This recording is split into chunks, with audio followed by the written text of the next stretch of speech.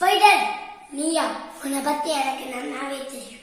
நல்லாவே தெரியும்ல, அப்போ வா சண்டே ஆரம்பிச்சுக்கலாம். இதா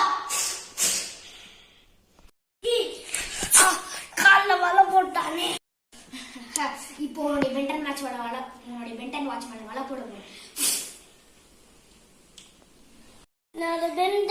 மேல வலை போட்டா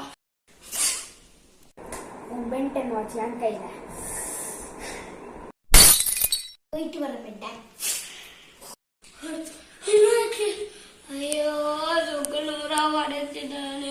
இதுக்கு நாலு சாமியார கூப்பிட்டு வேண்டிதான்.